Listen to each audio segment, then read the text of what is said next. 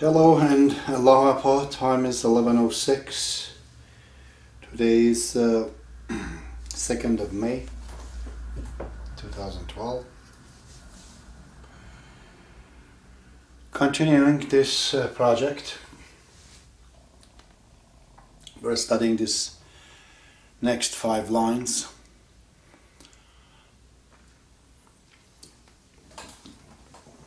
We read last time that the culprit that keeps us from progressing is actually the arrogance, that plugging our channels to the spiritual, ascendancy. And how Baha'u'llah says we have to get rid of it. Then it is possible for us to essentially understand what this life, what your life, and what this universe is all about. So it continues. He says, پیش از آن که اندر آیی زنده دوست, پیش, before, پیش از آن که, before that آیی comes in zill دوست, in the company. Zil means shadow, means in company. In the company of the دوست, friend, beloved. نی خبر از مغز داری نی ز پوست.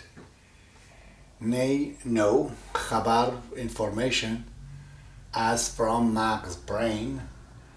Dari, you have. Nay, not from skin. Pust. Pust means the skin. So it says, before even you come into the company of the friend, that is, that presence of God, understanding that actually what it is, even before you come there, what this means, you have no news of your brain nor your skin, is an expression. Means basically you are in such a height of exuberance that you wouldn't know yourself, in and out. The skin is out, maqz, which means inside. You have no news of in and out of yourself. It's a degree, it's an explanation of a degree of exuberance, the yearning, state. Then he says, پای معنیت به گل باشد فرو. معنی. We said that's meaning, the significance. In this case, it means understanding. Yat, this T represents you, to, is a pronoun. Paye, pa means foot, ye means of. The foot of your ma'ni, your understanding, begel, into clay, mud. Bashad is stocked. Baha'u'llah says the foot of your understanding is stocked into the mud. Bi khabar zanbar on ruye neku. Bi khabar, oblivion. Zanvar, from the lights. That ruye neku, that beautiful countenance. Ru means countenance, neku means beautiful, means nice, means good. So he says, before he talks about jealousy, here he says that the foot of understanding is into the mud, is stuck into the mud. An oblivion of that beauty, the face of God, that countenance, that presence of God.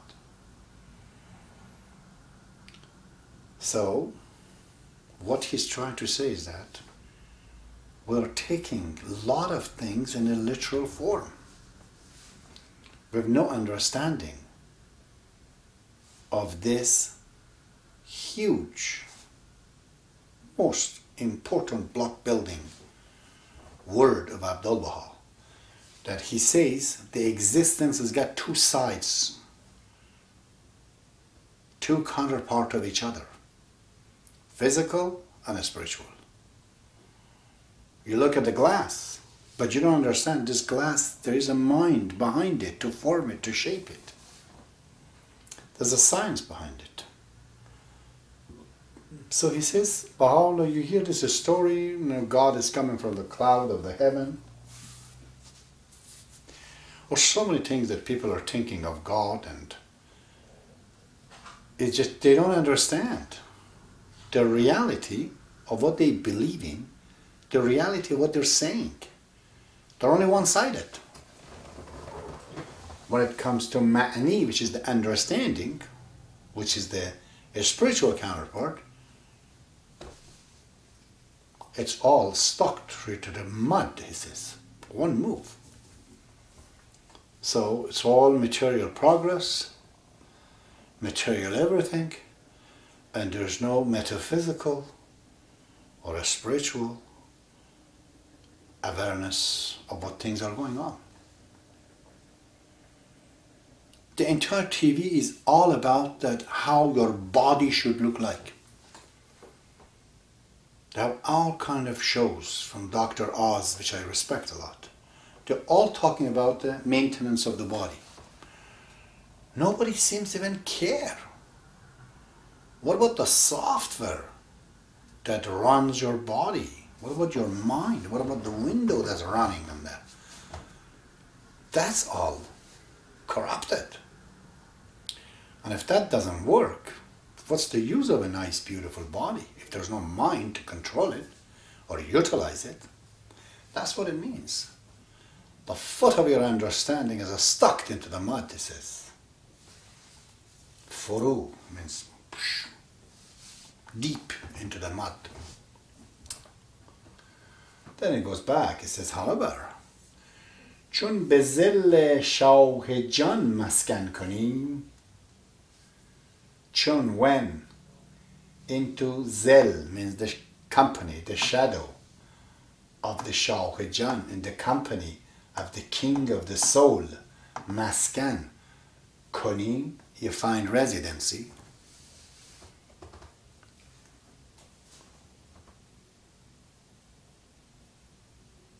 Habitations. If you inhibit, when you inhibit in the company of the king of the soul,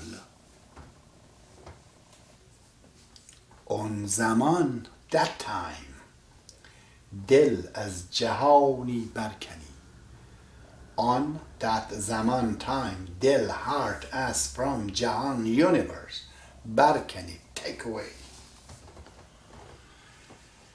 It says, if you understand and inhibit, reside in the company of the king of the soul, your heart will just negates the whole universe, the pleasure of which is so attractive. So amazing it is, that one.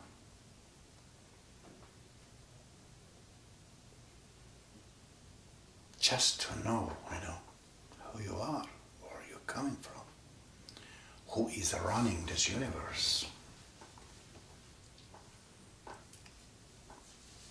Then he talks about beginning and end. He says, اول ساعت بودی اندر تراب. Aval, the first hour. Sa'at means hour. Sa'at means watch. Also means hour. The first hour, Bodhi, is abbreviations of Bodhi. Bodhi, the O cuts off. اول ساعت بودی the first hour you were under تراب in the land. Yeah, this is آخر ساعت at the end of the hours گذشتی past زافتاب past the sun, he says. This does not have literal meaning. Turab, which means the soil and the land, Aftab, which means the sun. In the beginning of the hour, he says, you were here, and the next, and then the last hour, end of the hour. At the beginning of the hour and the end of the hour, we go past the Aftab.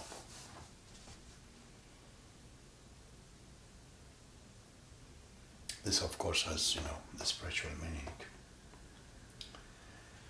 So, again emphasizes there's no time involved here. That you think by time and by endeavors and whatnot, which takes time, you can achieve that. He says no, it's all those decisions. You can take it now or you can take it in 1,000,000 years. You can go a lump sum big decisions of accepting Baha'u'llah, or you can go to the minute and minor difficulties that you have, make a decisions over this thing he said, over that thing he said, over this fulfillment of this, over fulfillment of that, over what he said here, and gradually choose again, decides about this truth, and finally to understand, embrace the whole thing. Or you can go fast and understand who Baha'u'llah is, and then it doesn't take no time. From this side you could be on that side in a matter of, which is hour, does not mean 60 minutes or something, no. It's just a sa'at here means the first hour, means that particular given time. So at the very beginning of the time, right there, right at that time, at the end of it, you're completely on the other side of what you were. If you make the decisions, which is that, which is when you come, inhabit, and reside in the company of the King of the Soul. If you come along with Baha'u'llah, not only at that time which you decide to be there, on that time the decision comes, your heart just negates the whole universe. In the beginning of the hour you were here, nobody, Mr. Nobody, and in the second hours you passed off though. What can I say to explain this to you? I'll tell you something.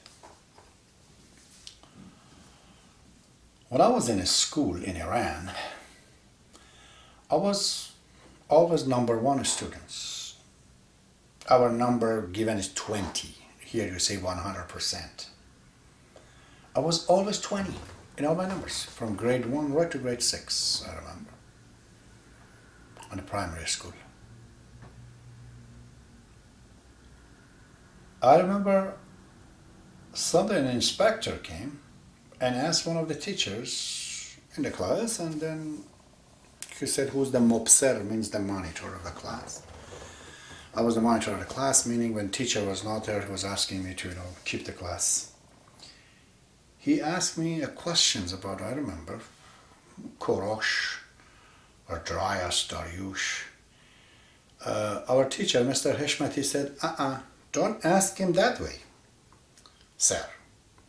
You ask this boy, look at the book of history and go to the page number and tell him, read me page that. Inspector said, that's too difficult because task. He said, no, he has to have that, ask him. So I remember, page 15 I think it was. He says, oh, can you read, remember page 15? Okay, boy, he says, if you don't remember. I said, so I remember there's a soldier in the sun, there's a soldier down here.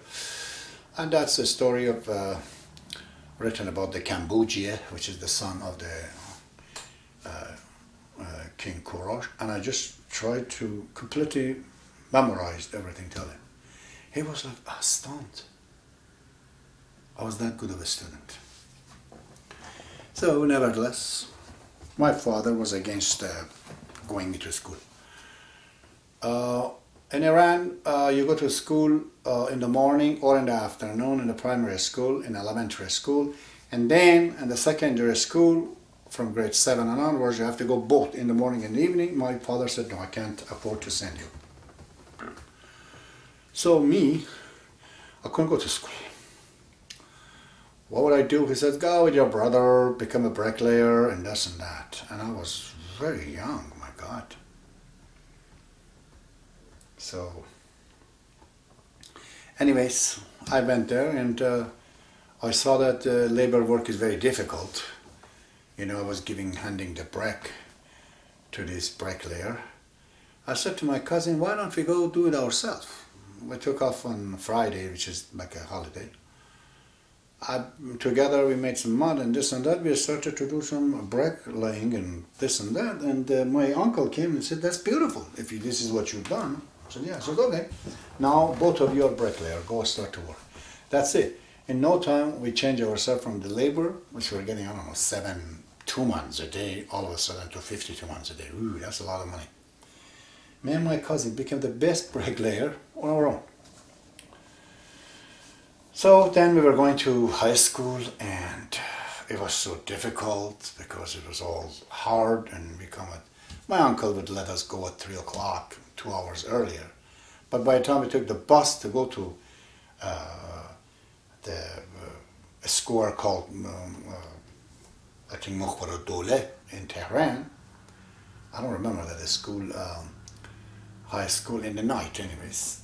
I remember that I was sleeping one day and he told me that, hey, you gotta go home and sleep. What do you do? What's your work? I told him, said, I'm just a construction labor.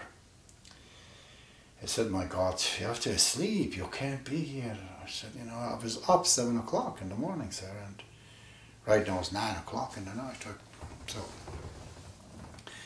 anyways, but I was into the book, reading and all that jazz. And a story short, I became Baha'i. And I wrote poetry about Baha'u'llah. I remember one member of my family says that, Abbas, your writing is so beautiful. I have to say that to you. It's magnificent. But boy, you were writing about Baha'u'llah. Just think, please. What does that mean to you? You don't know. In Iran, if you want to insult somebody, what do you say, you son of a bitch? You will say to the guy, you bad Baha'i. That would be a big insult. The guy would get up and say, what did you call me? Like here sometimes, you know, stereotypes say, you Jew. You know, that's bad, but Baha'i is really a bad word among the Muslims where I was. So it's like calling yourself bastard is worse than that, actually. I don't know. You have to, when you say I'm a Baha'i, you're saying that I'm a Looney Tune, you know. That's me. People will laugh. They say, why are you insulting yourself, you know, if you say you're a Baha'i? So he said to me that, you're writing with Baha'i. Why? He says to me. Why are you wasting your things? I told him it's obviously not possible for you to understand. His name was Jafar. I said, it's not possible for you to understand. But believe me, if I was going to write these things about anybody else, it would not come. Only when I talk about Baha'u'llah I can write like that. It's not that I have a talent that I can go and write about anything I want, I said. I'm only 18 years old. Most of what I say, sometimes I have to go rethink a bit myself what I've said. I said, so, he said, then you're saying that all of us 30 million people are stupid, that we don't understand Baha'u'llah? I told him, yes, Jafar, yes. Yes, you are. Unfortunately, I said.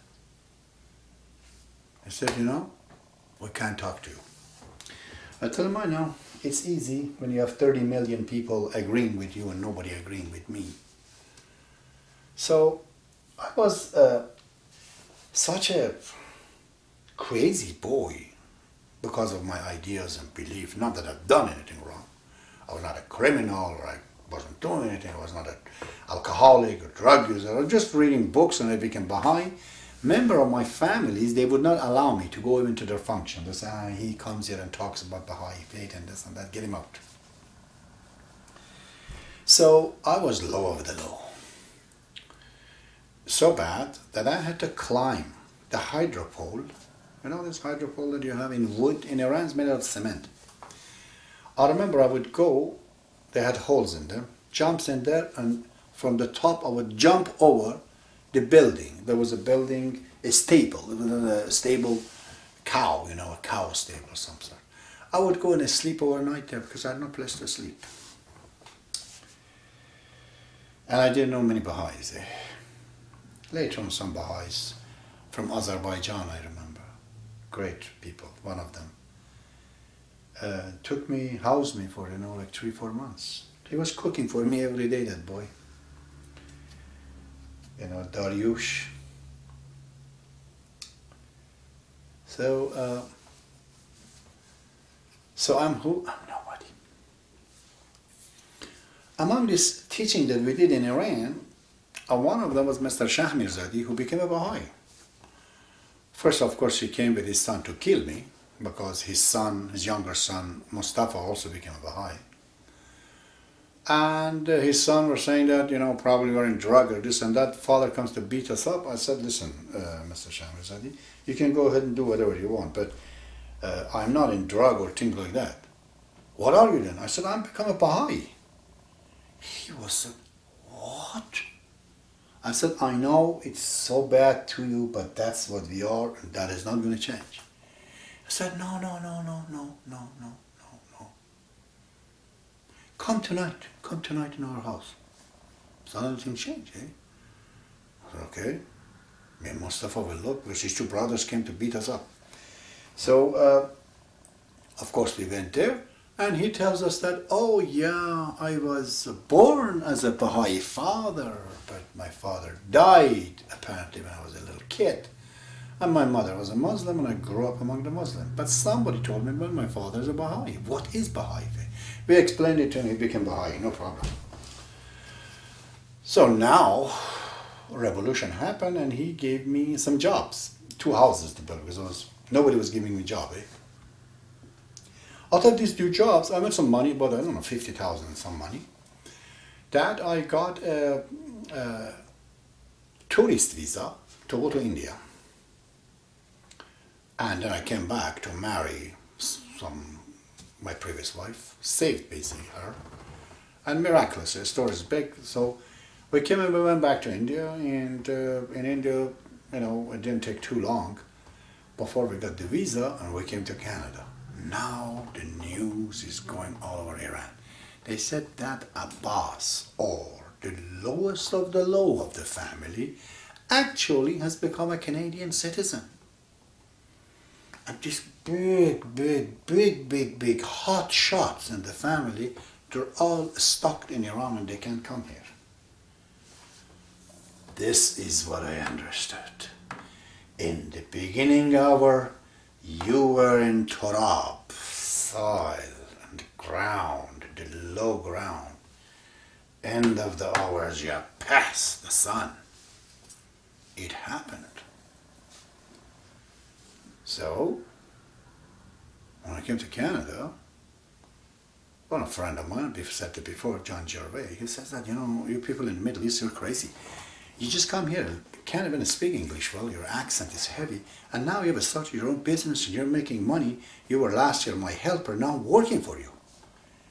You're going to take over. I said, Jack, I don't know what to explain, what to tell you about. I've never done business in my life, I said. It's the first time ever. So a few months passed, he may not remember, but he told me that, now I know why. I said, so why? Because I gave him this book, Tiff in the Night, to read. He said, you've been selling religion a long time. selling siding and soffit fascia is nothing for you. I said, I never sell religion. What do you mean selling religion? He said, no, you've been convincing people. That art of convincing, that's salesmanship. You've learned that. That's why you're good at it. Now I know the others are not like you. I said, Jack, that's great observation. I never thought that when I was in Iran teaching Baha'i faith, God within that teaching has already a plan which I could not even guess, that I'm becoming also a salesman. And salesmanship in Iran, everybody is salesman.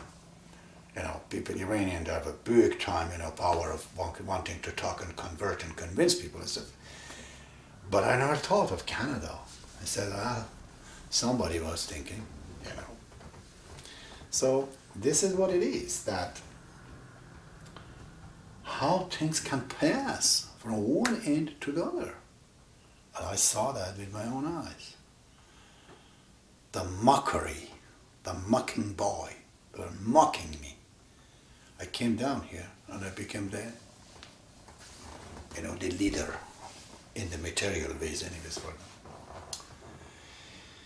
So this is what Baha'u'llah says. If you come, reside in the shadow and the company of the King of the Soul, you let go of the world, which I wasn't caring about at all. And in the beginning he says you were in the Turab. Turab means this, land down. The next time we pass Aftab, which is the sunshine. Then he says, just like this, he says, Pasbe'ani Tayye Awlim Hawye Awlam Hawye Jan. Pass then with be ani, a moment. Pass for the moment, te, traversing, passing. Alam, how the worlds, not just one world that we know of, the worlds of Jan, soul.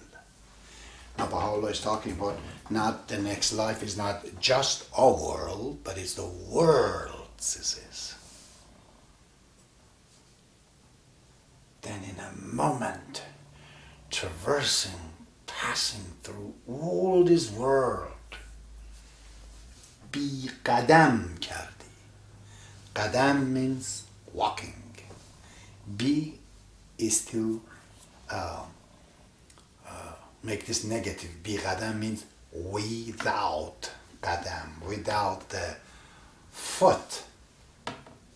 You, oh, Salik, the one who tread the path of truth. That's called a Salik. That's a translation of Shawif, those who tread the path of the truth. Bi qadam kardi, to a Salik, the one who's walking through, treading through the path of this Bedan. Now, no, oh, a Salik, the one who treads and walks, to you, bi qadam, without the pace, without walking, you're past all of this. This walking does not mean that using actual leg. No. This qadam means first you read the history, and then you read that, and then you read this. Means without process, that's what he's trying to say. Bi qadam here means without processing it. In a second, you just passed it all. So, it's like thunder and the lightning. Lightning comes, thunder comes a lot later. When you go on a step on the path of spirituality, you get so much information and knowledge that your brain, it's impossible to be able to analyze it, to know even what you know. This is why Bob says many great mystics of the past have said word coming out of their mouth, not knowing what they're saying. But God is using them as a media to say things. I confess to that. Many times I've said things that only long time after I said, my God, look at this. I was in Kelowna when my last Mathnavi that I wrote there, of the 9, that would be the 7th Mathnavi, that I said that I'm going to be cast off, I'm going to be excommunicated, I would be in a position that I cannot speak, that I can't talk, that they are coming to attack me from internally. All of that what I said, which at that time wasn't the case, it happened later on. You see, the thunder come, the lightning in us first. So here the summary really is that if you come close to Baha'u'llah, get rid of these damn nations of knowledge to use to know such a subtlety of the characters.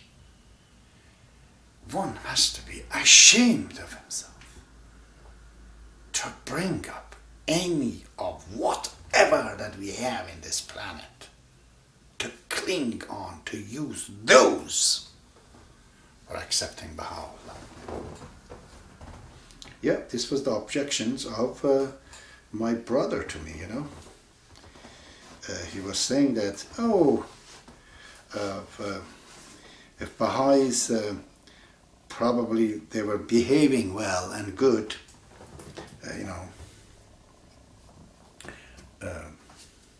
I could consider, but every Baha'i that I know hurt me. And the other time was telling me that, except you, brother, that you are the only one that I don't know how to handle, because I believe in you, and now you say you're a Baha'i. That's very strange in contrast with everybody else. I told him, for God's sake, you want to use me as a means for the truth of Baha'u'llah? What kind of a fool are you? Just listen to yourself. It's like the guy claims that I am the King of England, but he's in a normal clothes, so you don't know him.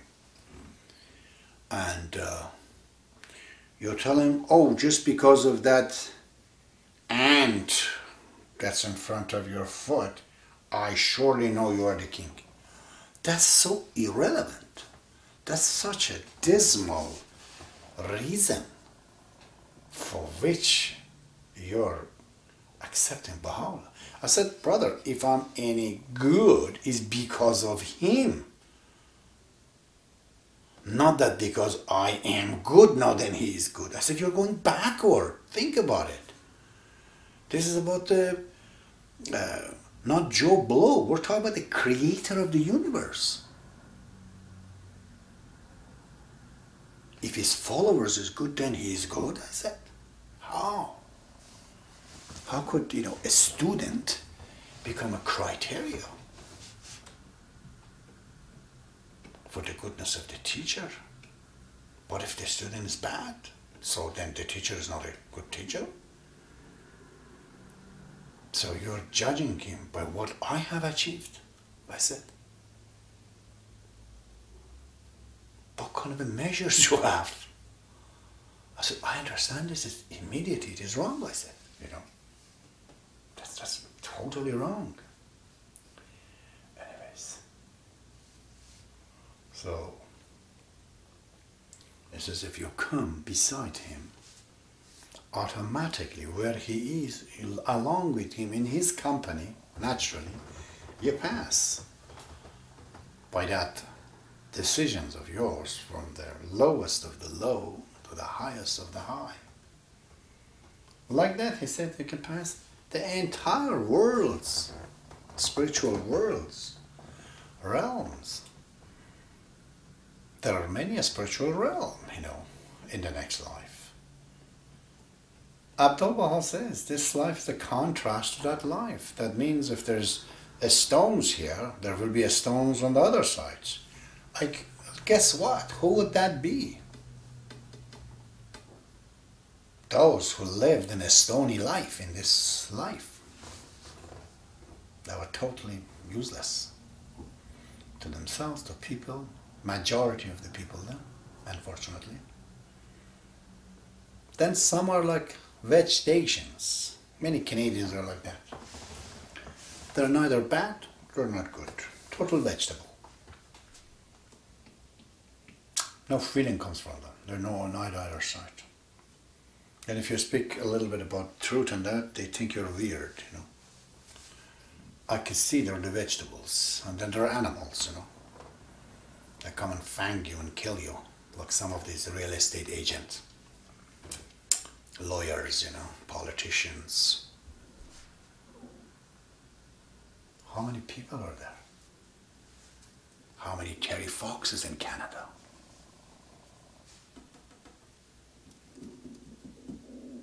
How many Martha Roots are there in America?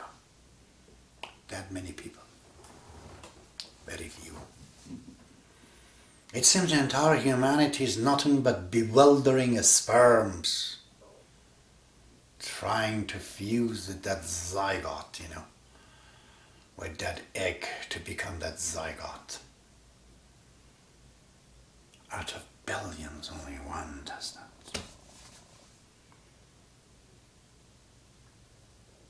The ratio is very, very, very low, the ratio of success. Yet, it is so easy to achieve. Just decide. A decision. Bob says, say Bali. Bali means yes. Say yes to the truth. That's all you have to say. Then you come this way. You can't say that yes. You're all free to say that. Nobody is stopping you. But the ratio is that. 1, 2, maybe 3. Maybe nobody. Nobody says yes. So, therefore in the next life, there are no the realm of the vegetations and the realm of the minerals.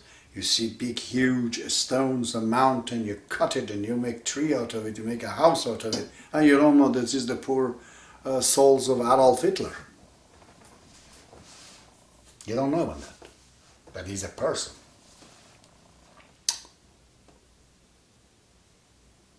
No one knows. Only God knows what's happening to him, because there's no means of communications at all. It's totally like a solid thing. And very, very few people. So, Olam ho ye John, Olam, the world, Olam ho, the world, worlds. John means the spirit. There are many words into it. All right, time is 11:44. Excess of a speech, my father says, is a deadly poison. I always remember that. But the subject sometimes is sweet, sometimes is painful. May Baha'u'llah be with you.